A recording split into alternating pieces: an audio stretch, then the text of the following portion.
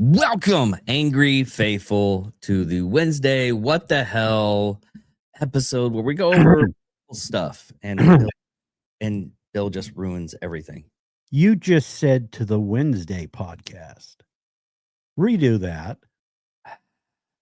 I did, didn't I? Welcome to the What the Hell Friday episode of What the Hell, where we talk about political bullshit that we found in the internet that just happens to be whatever we find. Main thing that I want to talk about right now is the elephant in the room. Johnny misspoke on Wednesday, and I made a clip, and that was my fault. I just put up the clips. Sometimes I review them, I listen to them and everything, and then I'm like, oh, that sounds okay. I should have went and did my due diligence. So like sometimes I do, but it happens.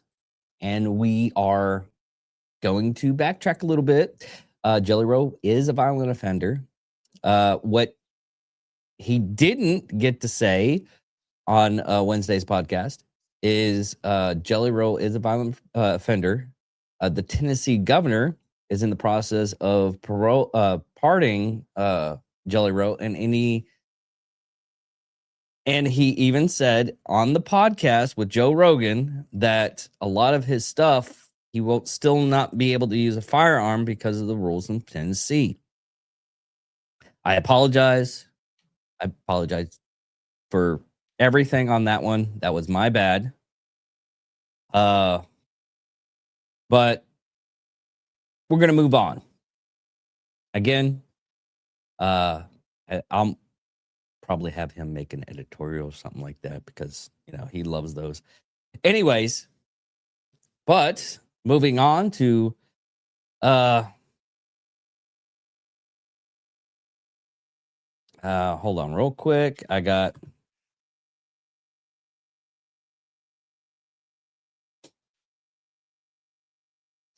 anyways, what were the main topic we're going to talk about is Judge Don't Care. The reason why I said that is because this happened more or less a couple of weeks ago.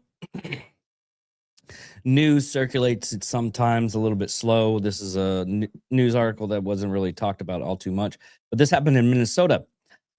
In Minnesota, the $7.2 million mailbox that was how prosecutors described to the jury, the supposed office of Promise Health LLC, the home health care company owned by, I am not going to be able to say that word, Yusuf.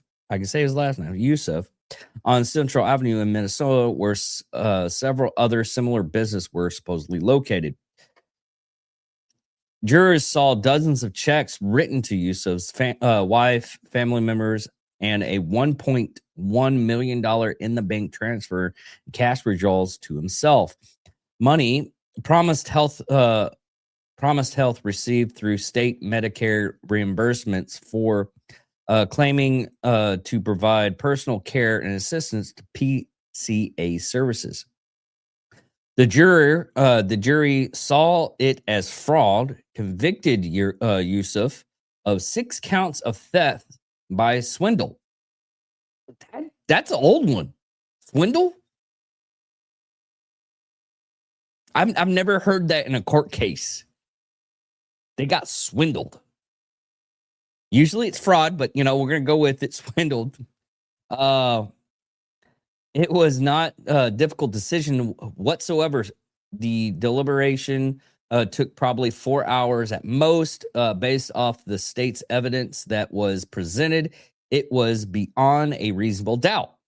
The jury, 4-person Ben Wolfer, who is part of the jury. What the jury did not know is that before they deliberated, Judge Sarah West tossed out the top charges of racketeering. See, also racketeering. Swindled. Never swindled, but racketeering, I've heard.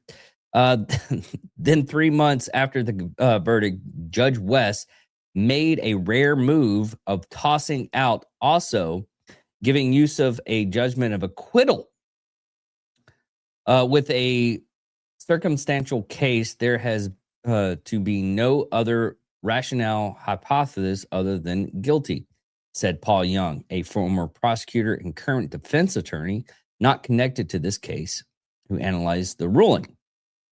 Judge Young said Judge West's decision stems from a strict review standard for cases that involved mostly circumstantial evidence. Sorry, guys. Tongue-tied. The jury is not asked to consider that standard, but appeals courts do. And Young said in this case, Judge West based her decision on it. Now the Minnesota Attorney General is the party that is appealing the verdict rather than the defendant. Judges analyze these cases look not just at proof beyond reasonable doubt, but whether guilty is only reasonable hypothesis. In other words, if there is another reasonable explanation that could be the reasonable doubt, Young said. Prosecutors disagree with Judge West on what evidence should be considered circumstantial. But the fraud scheme that they had alleged had been other problems as well. Court records show other Hespin County judges tossing related cases before they reached trial. So, yeah, that happened. There is a reason that you hear the word swindle. Why a swindle? I've never heard swindle in a court case at all. Because statutory offenses in states Minnesota, Florida, and Nevada have swindle in their name. Minnesota frequently prosecutes theft by swindle. Minnesota statute 609.52. That is why you're hearing swindle a lot. If you were in Minnesota, you would hear swindle a lot. But we're in Texas. Thank God. Okay. Here's the okay, and this is just my opinion on this. And I'm not a judge, I'm not a lawyer. I studied a little bit of law, but that's about it. That doesn't make me a lawyer. Do we need to put a disclaimer in the description of the video? No. That we are not lawyers. This is just opinion. What this probably stems from, and I apologize.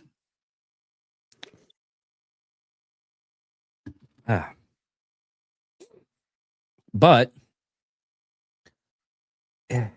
what it seems that the jury already had a verdict. She did not have any kind of right. I mean, judges do have rights to dismiss a case as they see it if they have new evidence, but they have to vocalize that evidence. And she did not vocalize any kind of evidence of it. And the case should have been closed. One, he was trialed by a jury. And two, it just looks bad on the whole Minnesota problem that we're having right now. When a judge just dismisses something, even though a jury, as they were given all the evidence, and the jury said, you know what? He's guilty. And in cases like that, it's up to the jury. It's not up to the judge after that. A lot of the cases. It sounds like you're assuming that Democrats hadn't taken over our court system and that our court system actually is based on legality. There's a lot of stuff that proves that. But in this case, because of the location that it is in at, and I'm choosing my words wisely. We'll get into that a little bit later. I'll choose my words wisely. Because if you think about it, there are it isn't in the party standard. Okay, right now we are having a lot of stuff that is popularized party judges. Okay. The thing about it is it should be coming of evidence, especially if it's right there. So it's just sad that this is happening, that the judges are trying to be popular and going against certain aspects because the way they feel. But when the evidence is there and the jury sees it, it's there. Anyways, our next thing we're going to talk about EU chat control. Bill, would you like to go fully on this one? Well, I have to do some breaking news first in case someone wants to break away from our wonderful program.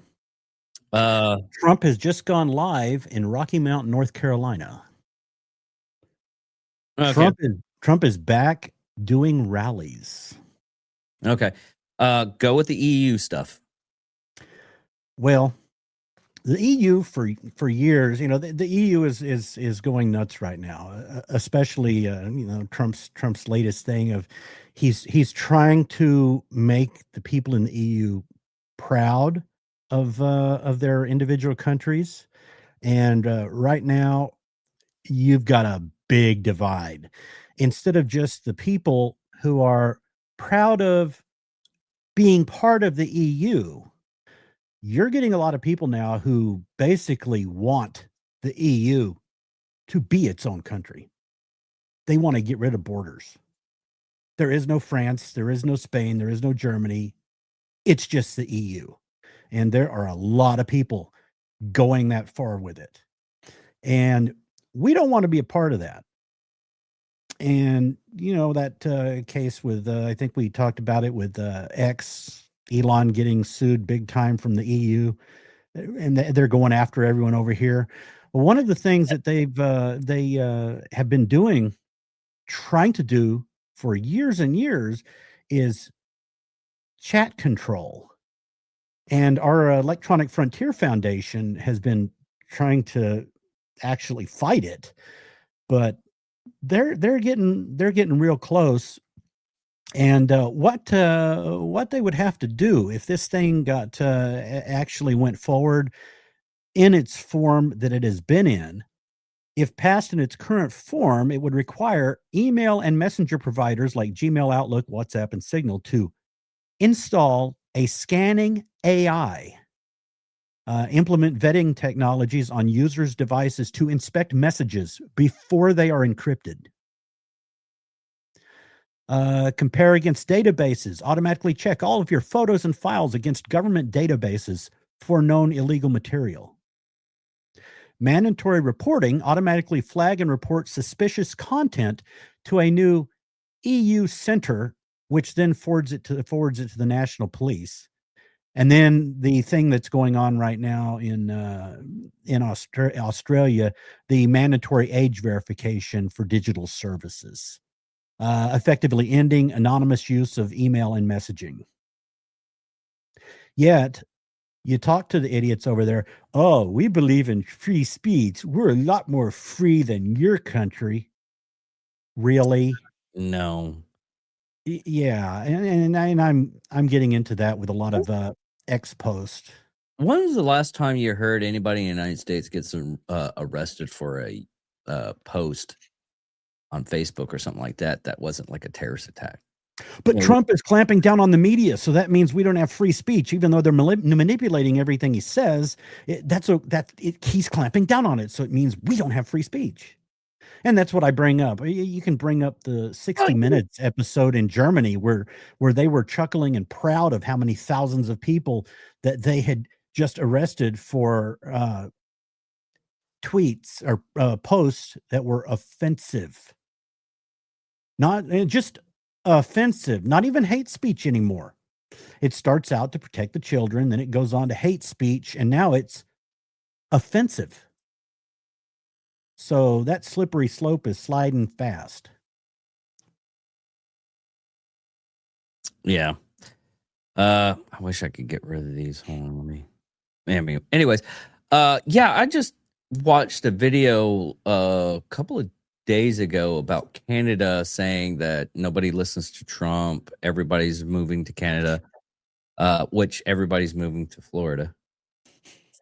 That's from Canada, and the gaslighting is so bad that it shouldn't even be called gaslighting. It should be just called, hey, we're going to lie to you. You're going to have to listen to it.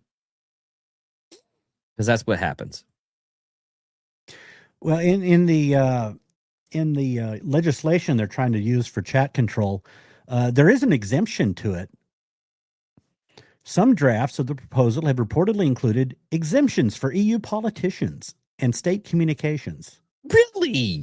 Yeah. Really? Imagine that. So propaganda's okay from your government. And here's the propaganda from any government is no. Well, here's why it's controversial. Breaks encryption.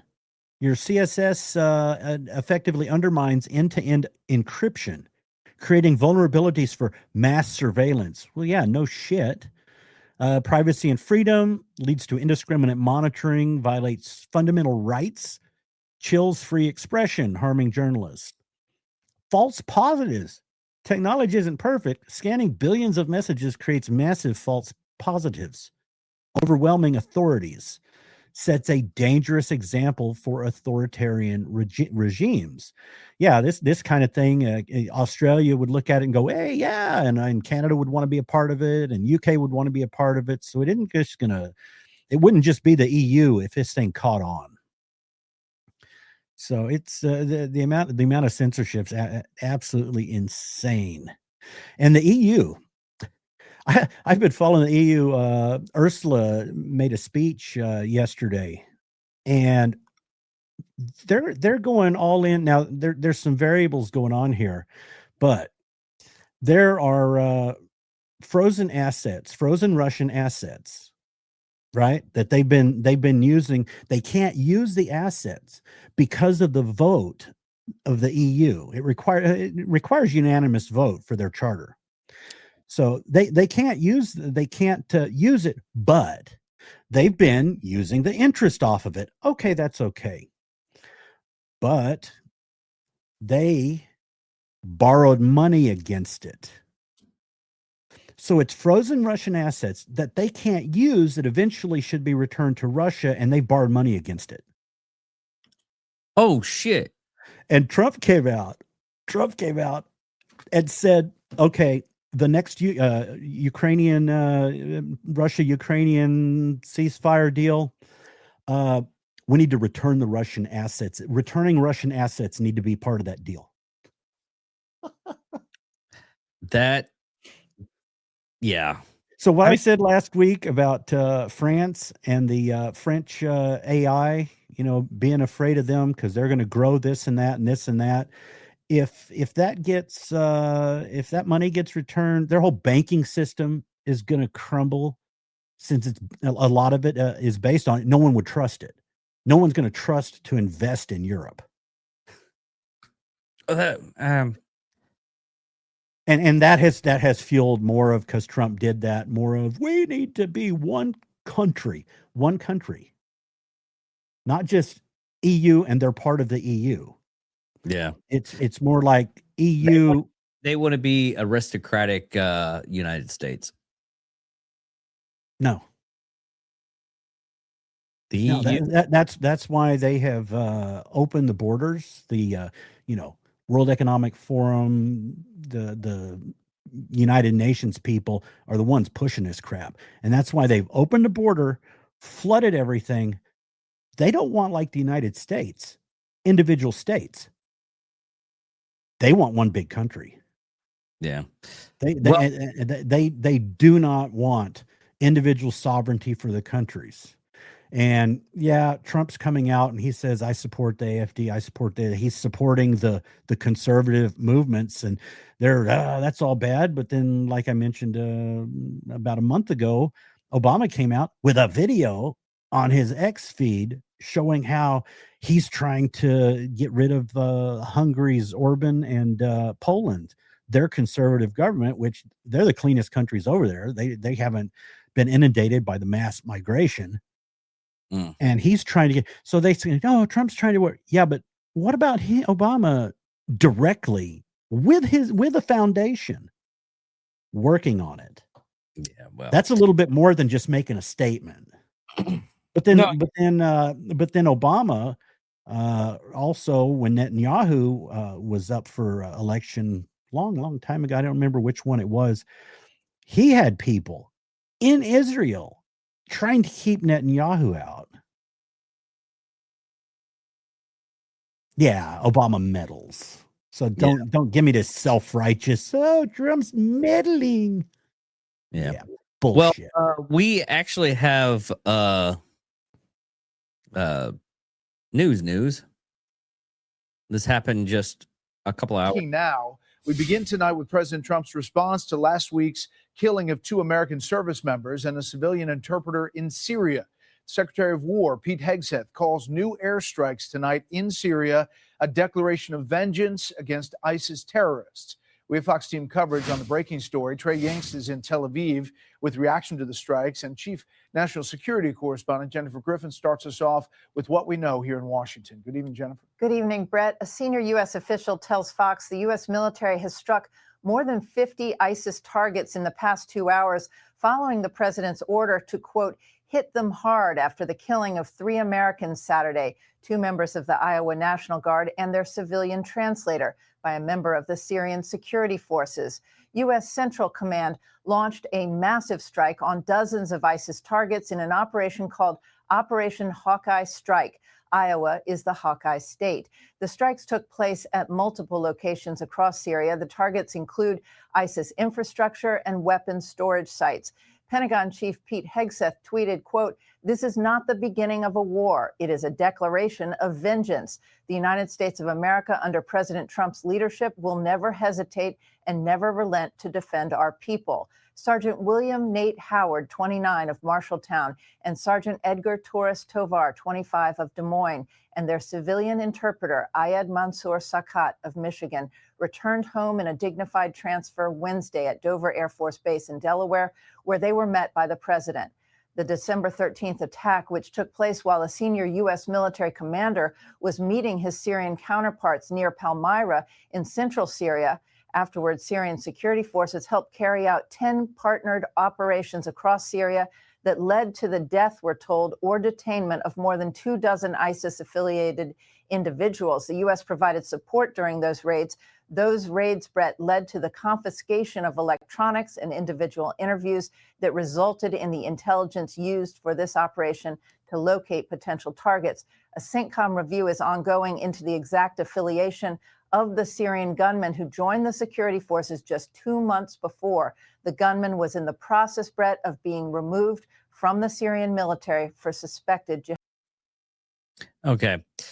Now, saying that, there's a phrase, and this is from ancient Rome, civis Romanes. You know what that means, Bill? No, I don't. Civics, it's learning about the government in Rome. Bill. Huh? You said no.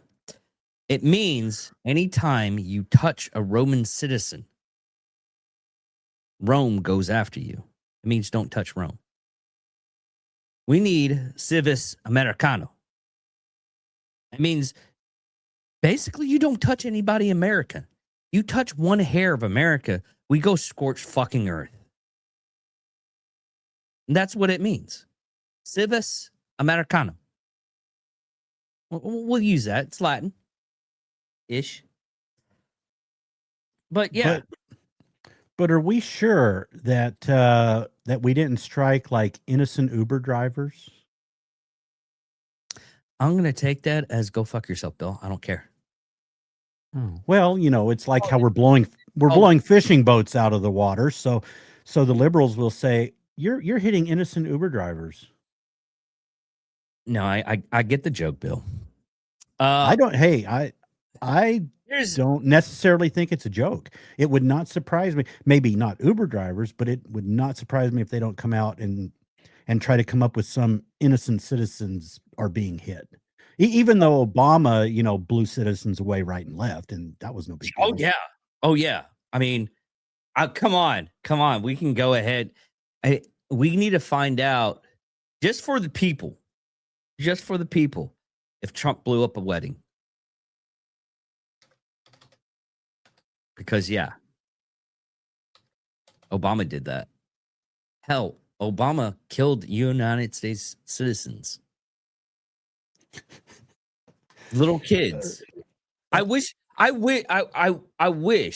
that when I read that, I was like, oh, it's just someone making this up. And I found like 7 articles saying the same thing, that I was like, they were U.S. citizens.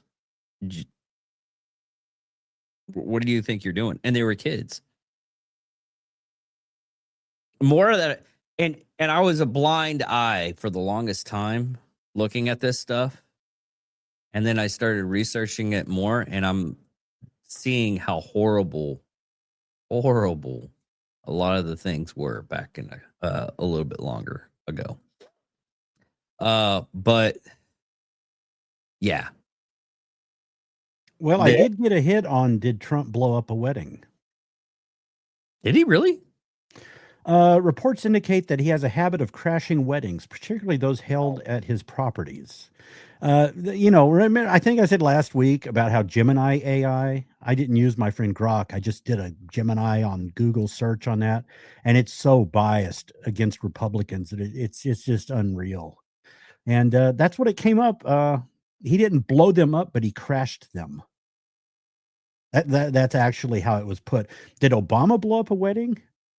Yeah, on December 12th, 2013, drone fired in a convoy of vehicles. Mhm. Casualties, 12 to 15 people were killed, at least 14 injured. Targeting error.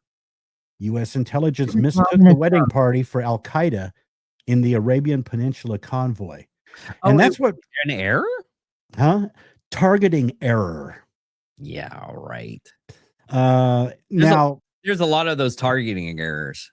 Now, no shit. Okay, I'm a member of cruising groups, and I have seen people afraid to take a cruise, even someone canceling a cruise because they're afraid the cruise ship will accidentally be hit. Okay. I mean, okay. Drug boat, fishing boat, cruise ship. Okay. I think our targeting systems could see that. Okay. You're absolutely wrong. And I wish you weren't wrong. That we could hit a cruise ship?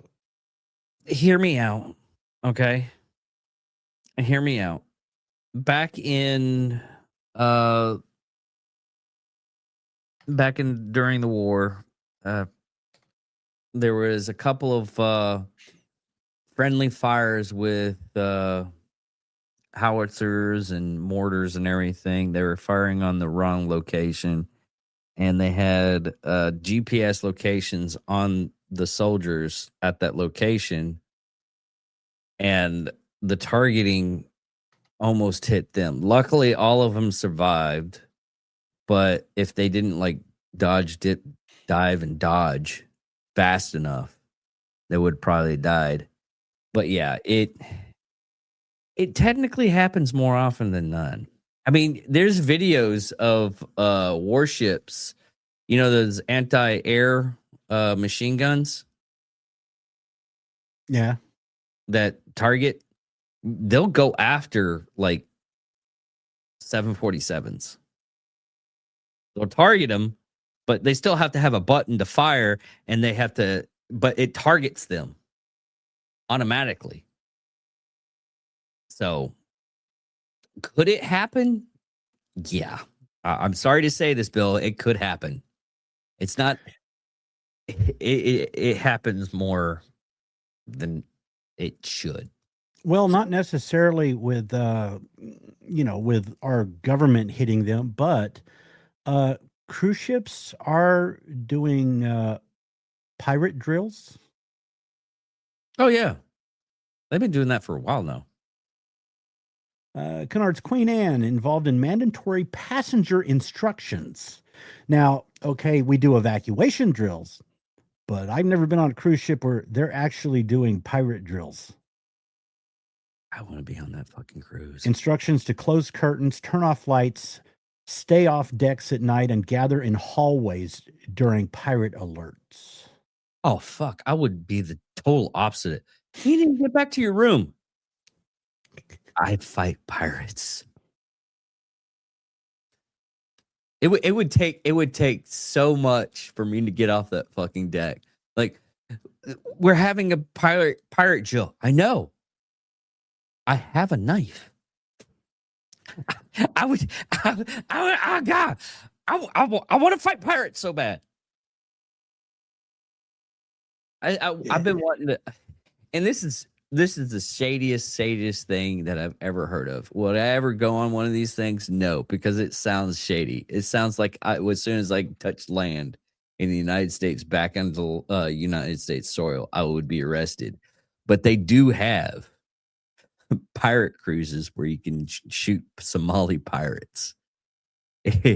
Unfortunately, we're at war. We're kind of like not liking the people that are partied of it, because it's Russian and China that are doing it. But we need that kind of capitalism. Well, you know, one, you're not going to get on a cruise ship with a knife. Two, did you know? I didn't even know what a zombie knife was. Oh, okay. Yeah, that's UK bullshit. Zombie knife is basically a knife that it is not a zombie knife. It has anything that has like, I can't believe I'm gonna have to reference this. There's a YouTube channel with three Down syndrome guys, okay? And it's a cooking show. The knife on there, it says chop on it. It just bear with me. It said, and I've referenced this on Wednesday, but it says chop on it. Because it says chop on it, it's illegal in the UK, not because of the knife itself, but because it says chop. But if you have a regular knife that's, stamped, you're perfectly fine as long as it doesn't have any wording on it. That's in the UK.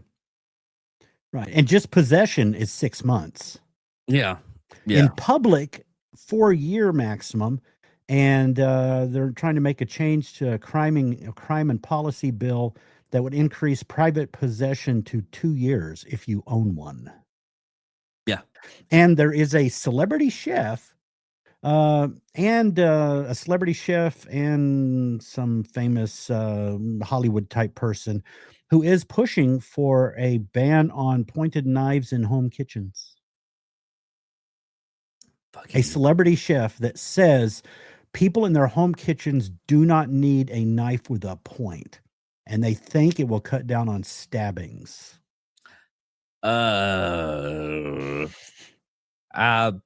Technically, as a cook, I'm trying. No, you need the point. I pick up a roast and turn it around. I'm going to use a point. Okay, you can get. They have bear with me.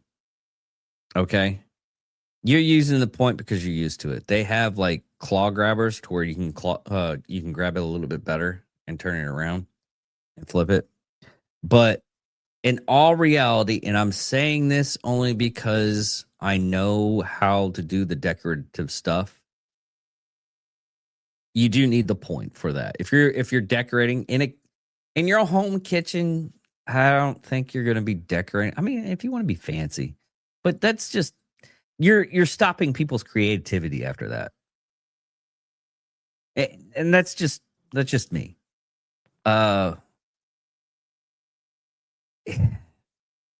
have a tool for brisket for manipulating brisket. That is, I mean, you don't touch anything with it. It's to a point. It's a sharp point. Is it a knife though? No, but it's got a sharp point. I could stab with it. I'm sure they would make it illegal. That okay. Here's the thing with visual. Okay. You know those fork knives, or not fork knives, but the fork, the big forks. I forget what they're called. Hey, we'll just call it fork. They're big forks. They're about this long. You can stab somebody with those, but it's not sharp. So I'm guessing it could be, you could use it. But here's the thing. After saying all those things and saying that chef might be right and wrong at the same time, suck it up, Buttercup, and fucking shut up. Now, here's another thing that's happening with stupid laws. The thing that happened in Australia. Oh, can I make one more point about the cruise ships? No. They are Somalis who are the pirates. I said that, Bill. You said Somalis? Yes. Oh. Anyways.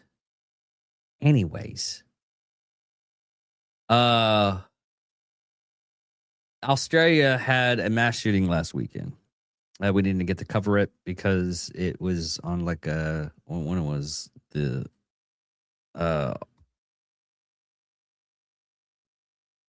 let me get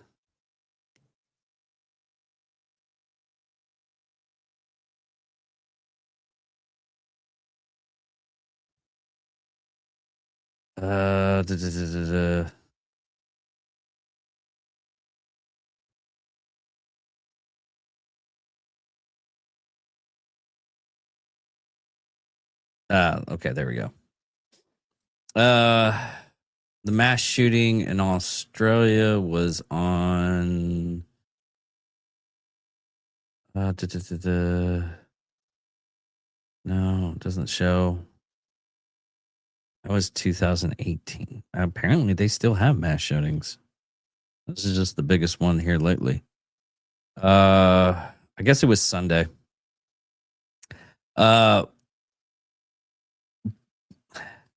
Here's the thing. It was a horrible travesty.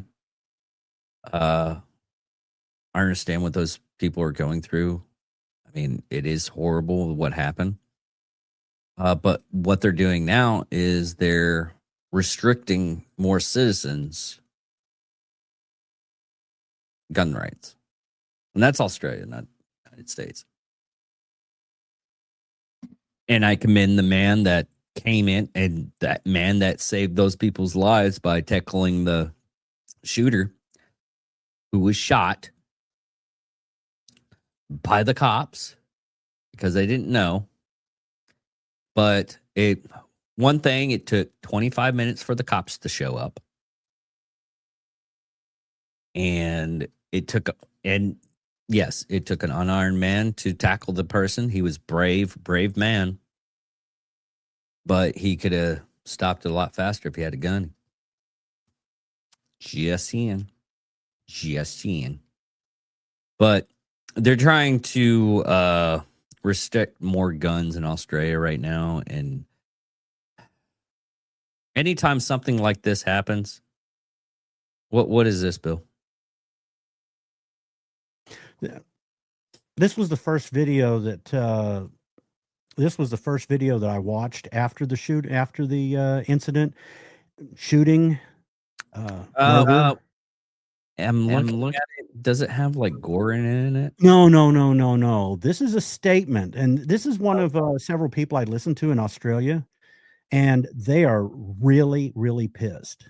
Okay, go ahead and send it. That has been. Until last night, this was the Prime Minister who's often seemed more concerned to criticise Israel than crack down on out-of-control Jew hatred here in Australia. Prime Minister who positively gloated on the world stage about recognising Palestine, or failing to recognise that in doing so, he left Australian Jews feeling vulnerable and abandoned. Right now, Gaza is in the grip of a humanitarian catastrophe, and the Israeli government must accept its share of responsibility. For 2 years, this Prime Minister and his ministers have found it almost impossible to mention anti-Semitism without coupling rampant anti-Semitism with an almost non-existent Islamophobia. He couldn't appoint an envoy into anti-Semitism without also appointing one into Islamophobia. And 5 months on, there's been no adequate response from the government to Gillian Siegel's report. There's been no crackdown on the universities that tolerated anti-Semitic encampments. There's been no stronger laws through the parliament to address anti-Jewish hate speech. The number one job, as I said, of any Prime Minister is to do whatever is needed to keep citizens safe. John Howard knew that when he stood before the mob following Port Arthur, when he took on many of his own supporters, but that's what leadership is about. The Prime Minister, by contrast, this Prime Minister wouldn't know what leadership is. He's got no trouble going to sporting events and concerts, the footy finals and all those overseas trips. He had a week's break off after those UN meetings. He's even had time to get married, but he can't find the time to respond to his anti-Semitism report. It is appalling. Whatever you want to call it, it is not leadership. On national security, Anthony Albanese is wanting. Before he was elected PM, indeed, he had never touched any defence or security portfolio in his 25 years plus in the federal parliament. And it shows. Who can forget that one of his first acts in the job was to throw the federal police chief and the ASIO boss out of the National Security Cabinet room? And doesn't that just say everything about his priorities? And the Jewish community are hurting today. Today, all Australians wrap our arms around. It's fine and it's good to say, let's wrap our arms around our Jewish Australians. But what about just protecting them better? What about doing more to uphold Australian values with which the recent outpourings of anti-Jewish hate are so at odds?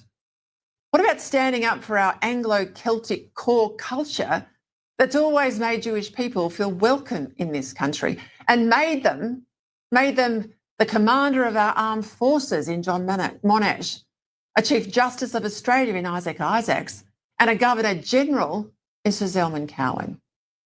This was once a country where we celebrated Jewish Australians. And now it's a place where not only don't they feel safe, but they are also, in fact, not safe. They are not safe. We're on our streets. Their lives are at risk. How do you explain that to your daughters? This time I couldn't really explain it. You know, she said to me, I'm scared. And previously after the attack on our former home and things like that, I could tell her it's okay, we're safe. I can't say that anymore. We're not safe. If Jews get slaughtered on Bondi Beach and body bags are piled up at this place, we're not safe. And as we know, if you know your history, if Jews are not safe in your nation, no one is safe. This is where we are tonight in Australia. After we mourn the dead, let us all use our grief and our justifiable anger and rage to force change, not just with this Prime Minister, but the others that come after him and our governments of the future. Because to turn around this hatred, it will be a fight for more than just one term of Parliament. We must overturn some 3 or so decades of immigration policy. But we have brought into this country hatreds that have no place in Australia. What about upholding and celebrating our Judeo-Christian ethos? Was that it? September 14, 2025 will be marked by history as one of our very worst days. Okay, she's just. But it Go is ahead. what Yeah, she was just repeating herself. Well, it wasn't, but it does continue on for a little bit. But she wasn't. Well, you know what? She was closing. She was 3 seconds from being done. She was on her closing. But if you looked at, I actually pulled that off of my Facebook. She is one of the ones. Now, did you hear her say it's been a problem for 3 decades? It's been growing. That's what happened for 4 years. For 4 years, whoever was running our fucking government tried to make up for 2 or 3 decades of what they've been doing around the world. Yeah. That's why they were flying them in, rushing them in as fast as possible. They tried to do in 4 years what has already been happening for decades. Yeah. And if they get back in here, they'll try to finish it up. That's what I was saying about Europe, the EU. They're breaking down the borders. They've got all the illegal immigration, trying to turn it into one country. They're trying to turn it into one big world. Yeah, They don't want poverty. They don't want borders. it's actually a lot worse. They just found like last week. Actually, yeah, it was last week. In the Mojave Desert. Oh, I guess you would say a training camp. They're testing out bombs, and hopefully, I would be in high alert for New Year's if you're going to a big city. And this is for everybody. If you're going in a big city for New Year's, possibly Christmas, a lot of stuff happens on Christmas in certain places. They just shut everything down. But New Year's is a big event for everybody. They're testing out bombs. That's already been proven. The FBI found a couple of people that were doing it. That was the ones they could find. I don't want to be do fear porn. Okay. But I do want people to be ready. Don't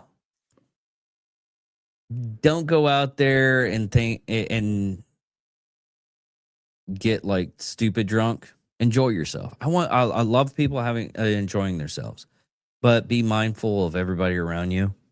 If something doesn't feel right,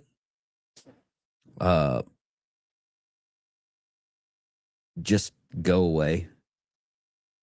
And I'm saying this as a person that cares for the people. It's getting a little bit more scarier than usual out there, from the stuff that I've been picking up on certain people that have been talking to me. And it's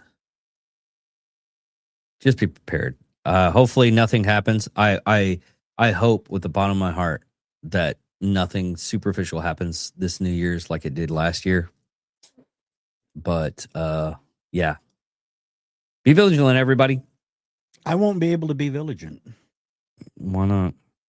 Because we're going to go where we have gone many, many, many years in the past, probably the last 2-3 years, except for a cruise we were on for New Year's. Hard Rock Cafe in Tulsa. Hard Rock Cafe in Tulsa was really good during COVID because they didn't shut down during COVID, didn't require masks, COVID, everything, jam-packed wall-to-wall people. We did New Year's up there during COVID. Is that 2021 or 2020? Both probably. I mean, that's why I went up there. Downstream Casino never had a mask mandate. Okay.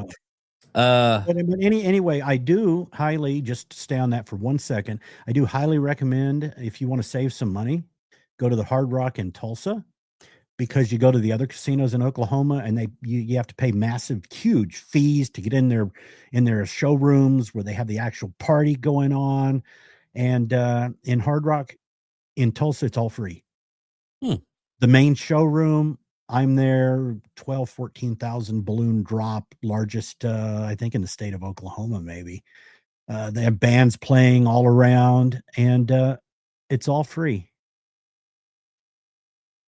One other thing on the the invasion and the immigration.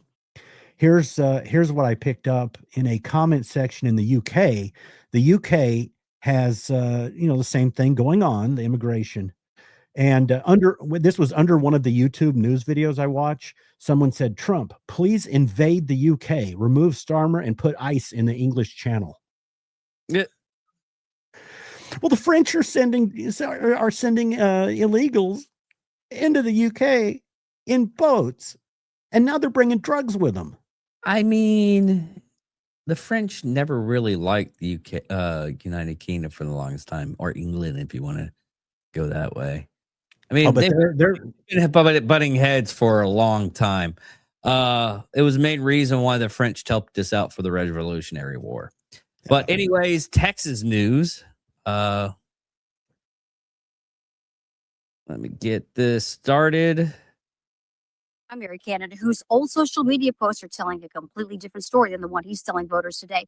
Cal Morris is running as a Republican against State Representative David Lowe in House District 91. He has a long trail of posts where he attacked Trump, mocks Republicans, and praised the Obamas. He even called Trump delusional, defended the impeachment, and accused Republicans of narcissism.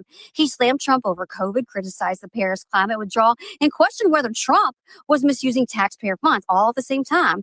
Morris praised Obama as more presidential and called Michelle the best first lady, applauding her compassion and leadership. Now, it didn't stop with Trump. He attacked Ted Cruz, praised Mark Cuban for going after him, mocked Republican members of Congress, and complained that America's two-party system wasn't working, all before deciding to run as a Republican himself. And after these posts were exposed, the account suddenly went private. Funny how transparency disappears right when voters start looking. If you're running in a Republican primary, voters deserve to know, are you a conservative or just borrowing the label now that is convenient? Let's talk about a Texas Republican. Yeah. And that actually happens a lot, especially here in Texas. If they can't get the Democratic vote, then they'll go for the Republican Party and they'll try to get votes that way. She speaks annoyingly fast. I had it on speed, so. Oh, you did? Really? Oh, if you watched Trump's address, his address last night, night before last. Oh shit, days and nights get mixed. Anyway, people said his cadence was fast. Yes. And there were some theories about it, and then the theory was confirmed. Yeah, he had a certain set amount of network time. He stayed on prompter. He stayed on it to get it all out, but toward the end, he hadn't sped up enough. So if you listen about the last 5 minutes of that press conference, he starts talking really fast because he needed to get through. They had like 20 minutes of network time. Okay. Whatever on that one. And just to figure out if the funds were misused for the Ukraine-Russian war, we find out. Just for saying out loud are now being admitted in the pages of the New York Times, no less. The Times investigation this week found that Ukrainian President Volodymyr Zelensky's government had embezzled hundreds of millions of dollars sent to Ukraine from the United States and Europe. The Times reported that the Zelensky government rewrote company charters to limit the government, keeping it in control and allowing hundreds of millions of dollars to be spent without outsiders poking around. Members of Zelensky's inner circle laundered $100 million from the state-owned nuclear power company Energoatom. I am old enough to remember when pointing out that Ukraine is a deeply corrupt country got you slammed as a Putin puppet. For 3 years, asking why the American people should be forking over billions of dollars with zero oversight to fund a war on another continent when we have our own problems here at home and we could instead be pushing for a negotiated peace was considered a Kremlin talking point. Even pointing out basic facts that would help end the war, like the fact that Crimea had already been annexed by Russia 8 years before the war began, got you labeled a propagandist for Putin. But now it can be said, like it's the most obvious thing in the world. It wasn't the only one of its kind this week. The Times had another piece entitled How Biden Ignored Warnings and Lost Americans' Faith on immigration. The open border that the mainstream liberal media denied even existed for 5 years is now being written up in the New York Times, which found that Biden and his closest advisors repeatedly rebuffed recommendations to address the border crisis, resulting in millions and millions of illegals pouring across the border and turning every major American city into a border town. It can now be said, of course, we already knew that because we saw it with our own eyes, but that didn't stop elite progressive media and the Democratic Party from gaslighting about it, denying it was happening and smearing anyone who pointed it out as a white supremacist. So why the 180 now? Well, it's simple. Until the Democrats can prove, or at least pretend, that they've moved on from the Biden era failures, they know they will lose national elections. Hence the pieces blaming Biden. They're a good smokescreen for the fact that the Democrats don't actually have a compelling agenda on immigration, and that most Democrats truly believe that our economy, like the households of rich progressives, requires an indentured servant caste of illegal labor to keep prices down. Unfortunately for them, Americans want a closed border. They believe in hard work and good wages. They're sick of funding other people's fights that have nothing to do with our security and prosperity. They're sick of being fleeced, whether it's by Somalis in Minnesota or Ukrainians in the Zelensky government or millions and millions of illegal migrants who came here and sucked up billions of dollars in social services. So, yeah. So what do you think about that, Bill?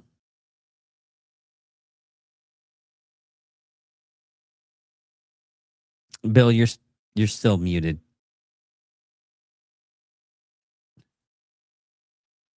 Bill's trying to figure out. Okay. I'm trying to figure out new toys. Trying to figure out new toys. Yeah. But yeah, all the stuff we've been saying for like a good couple of years. I mean, they took I think there was like the $100 million one. I was like, oh my God. Well, I've got something I can read on that. Go ahead, Bill. This is something I kind of co-wrote. The EU froze around 210 billion in Russian central bank assets after the 2022 invasion, mostly held by Euroclear in Belgium. Because of legal constraints in their treaties, they couldn't outright seize the principal. So instead, they've been channeling windfall profits, the interest and earnings, about 5 billion annually to support Ukraine's military and reconstruction needs. This has already funded things like weapons purchases and loans. Ursula von der Leyen and other EU leaders have been pushing hard to unlock more from these assets. They've floated ideas like full seizure or using them as collateral for bigger loans, but they faced pushback on legality. In one attempt, they tried to vote on extending the freeze or tapping deeper, but Hungary, under Viktor Orban, who's often blocked pro-Ukraine moves, vetoed it. To get around this, the EU recently used emergency powers to make the asset freeze indefinite, bypassing the need for unanimous renewals every 6 months, neutralizing Hungary's veto threat. They're trying to get rid of the veto threat of EU and make it where one country can't veto, like it is under their charter now. This is part of a broader push to reform EU foreign policy voting, moving away from unanimity to qualified majority to avoid single country blocks. Enter Trump. His team has notified the EU that any peace deal should incorporate the return or negotiated use of these frozen assets as leverage. This aligns with reports of his broader plan where Europe would handle much of the post-war rebuilding investment, potentially using some of those assets. And here's the bombshell. The EU hasn't just sat on these assets. They've effectively collateralized the future profits back to massive loans for Ukraine.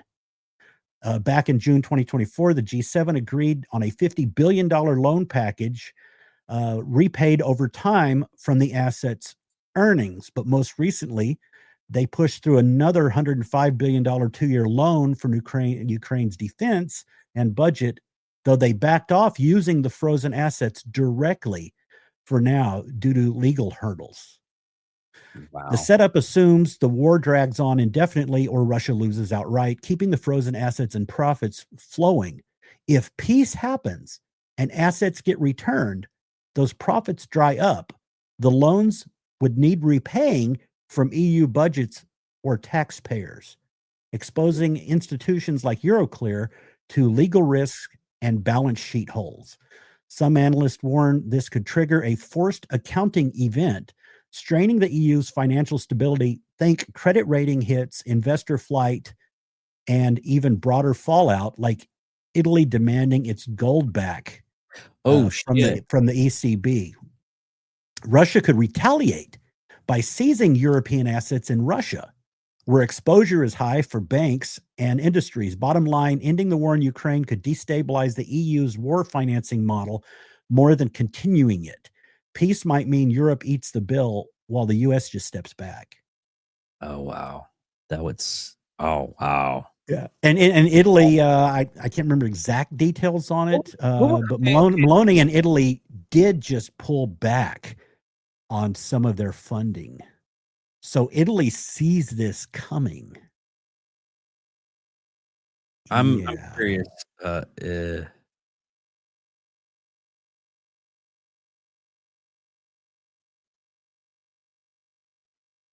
I'm trying to figure out financially crash. The EU financially crashes.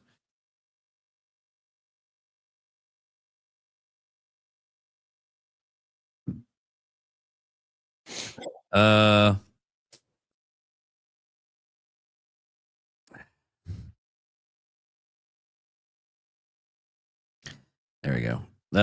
European economy would broadly survive, but face disruption and uneventful impact. If the EU is dissolved, those countries would retain their high advanced economies and would, They don't want the EU to dissolve, though. They want it to combine. They want the countries to combine. And if you watch, I watched this at about 3:00 this morning. A new speech by if you want to see it, go to YouTube and look for von der Leyen to leaders, decide Ukraine funding now or risk Europe's future. Watch that video and see how she talks about Europe banding together and the United States. So basically it would dissolve because they wouldn't have enough money. And the country was like, "Oh, you pay your bill, we're out." Yeah. Look, read the comments in there, and you'll get people who say that basically their sovereignty should end, and they should form one big country.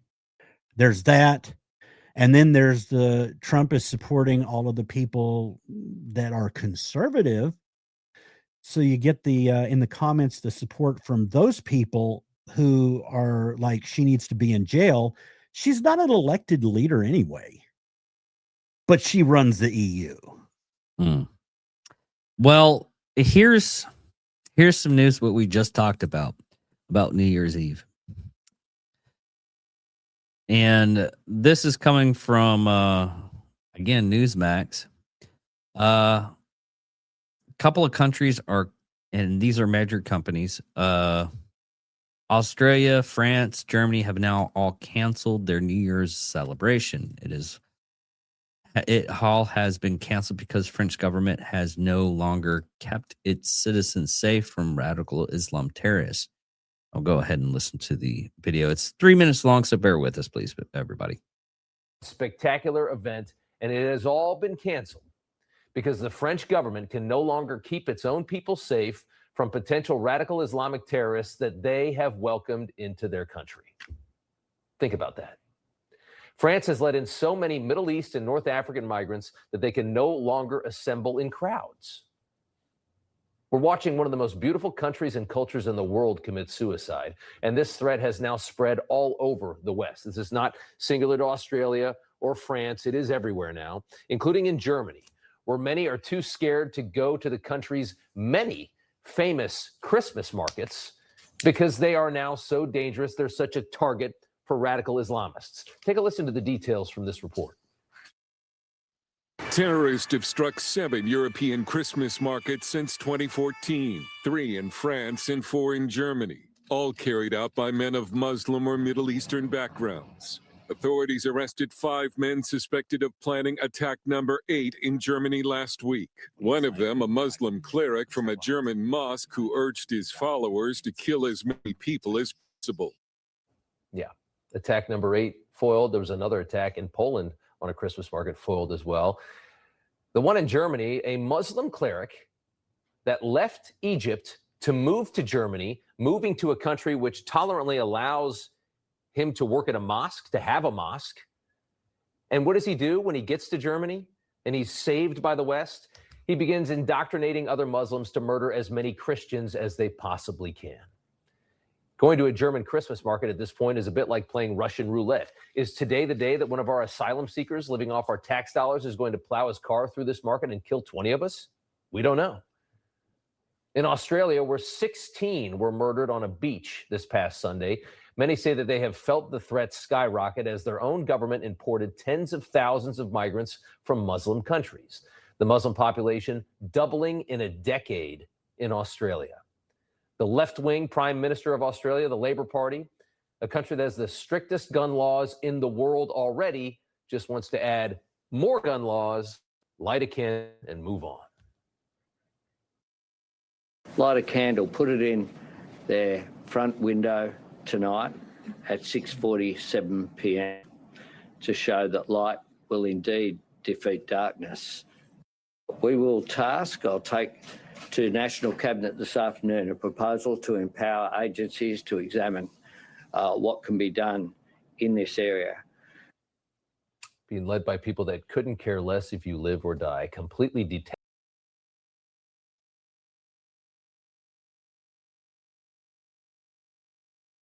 So yeah, like I said, be prepared.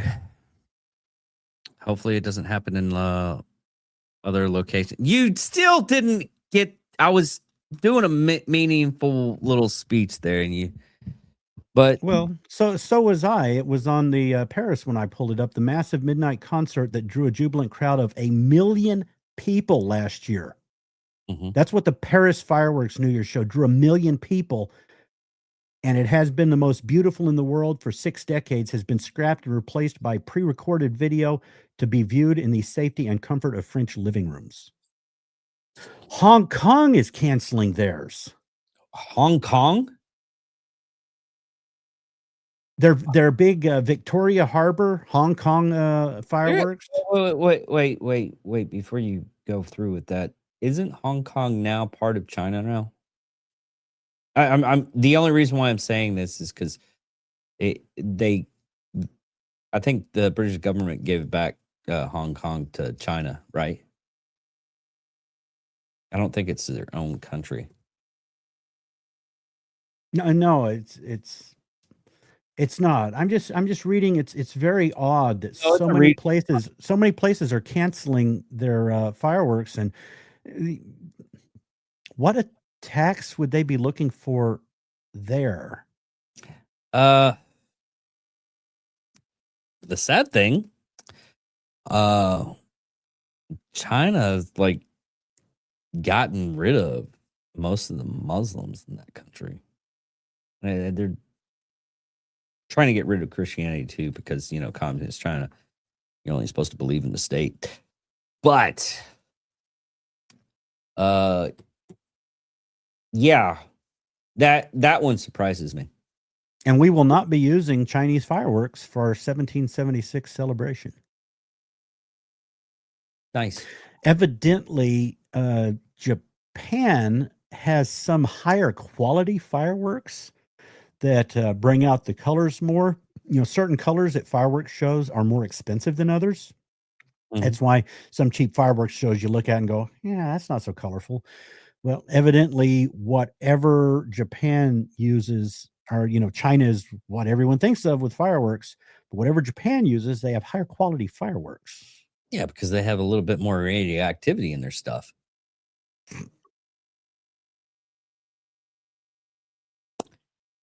Bong. There we go. You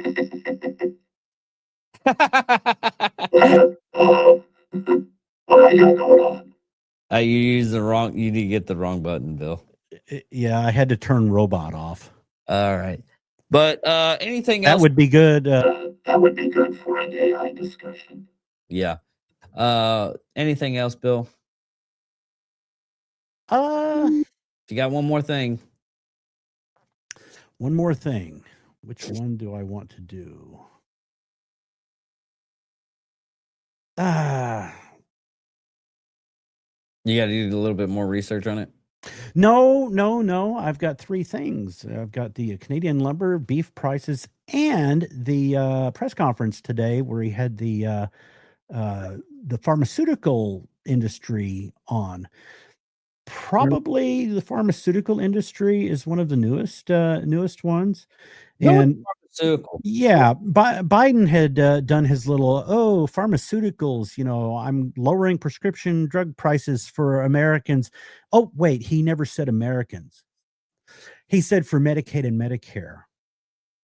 Every single time he went Medicaid, Medicare. It wasn't to help all Americans. So people are saying that as far as on the negative side about what happened, well, Trump reversed with his executive order. He reversed Biden's plan. Well, not exactly. He put a freeze on it because Biden's only helped Medicare and Medicaid. He didn't reverse any of the prices that Biden had already negotiated, but he froze his plan until he could get his in place that would reduce prices for everyone. They've been other countries. We pay like 600-800%, over 1,000% more for prescription drugs than they do. So, we got socialized medicine. Well, yeah, pay our price for drugs and see if you can still keep that. So he's getting First Nation status where we're going to be closer to their drug prices. And I looked at the timetable. And see, direct to consumer sales. He's got his Trump RX, and there's a bunch of negotiated prices. The one that really gets me is how my sister was trying to get on Ozempic, and Ozempic was going to cost her like over $1,300. And I found the timetable on it, and by starting in mid next year, they are getting Ozempic down and putting it under Medicare for a $50 copay for Ozempic and Wegovy. Unfortunately, I cannot tell my sister the good news that she's going to be able to get this drug that she's really wanting because she's late stage 4 TDS. Oh, really? So I can't mention it, even though I would love to be able to say, hey, look what Trump did. You're going to get that $1,300 drug that you can't afford and haven't been taking because you can't afford it for $50. But should probably have a heart attack.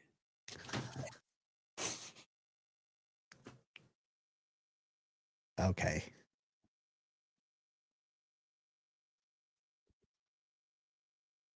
So that it? Bill? Oh, Bill, you messed it up again. Oh, Bill.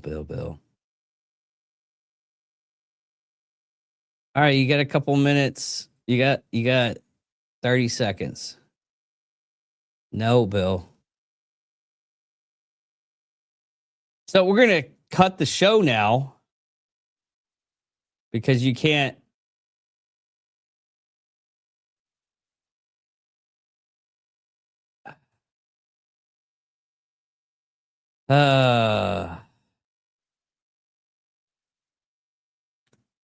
And he hurt himself when I said cut the show, not you cut your hand.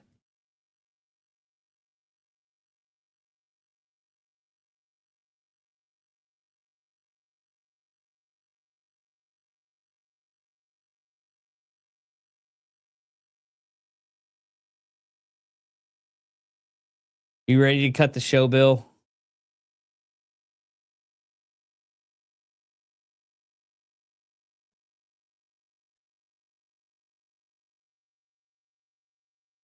Oh, man. Okay, I guess we're going to cut the show.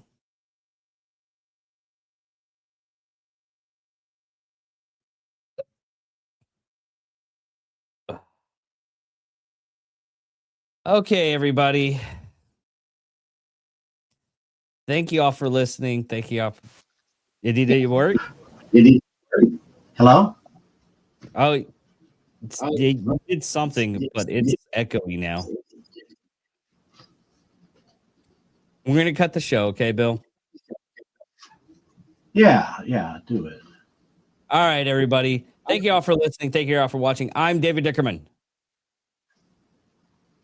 That's Wild William right there. Thank you all for listening. Goodbye.